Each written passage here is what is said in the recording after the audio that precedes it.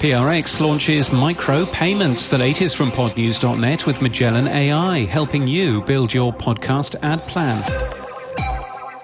PRX has launched value-for-value micropayments as a way to support its podcasters. The company is using the podcast value tag from the new podcast namespace in shows like Song Exploder, but isn't using the current Bitcoin over Lightning payment method, favoring a proposed W3C web monetization payment standard instead.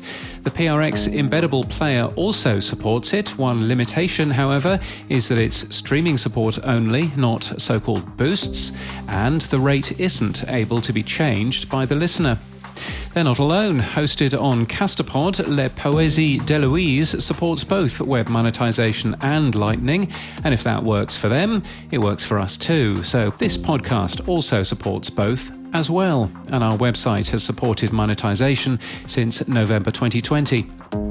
The RSS feed for Laura Mayer's shameless acquisition target has been acquired by Gilded Audio. Their managing director Andy Chugg tells Podnews, "Our company is incredibly supportive of Laura Mayer sharing her perspective on our podcast industry through this must-listen podcast, and we can't wait to have the RSS torch passed our way." The RSS feed was purchased for $18,000. There's more information in the season finale, which also includes Ira Glass and a lot of singing. Gilded Audio's statement perplexingly also included a photograph of the company's logo made out of cheese. On Instagram, the hosts of 4 Years Later have posted how much they earned from their podcast in 2022. They lost $327. Donald Trump Jr., the eldest child of a former US president, has signed a 7-figure deal to make an exclusive podcast on Rumble, a video service. The show will be live and not available through an RSS feed.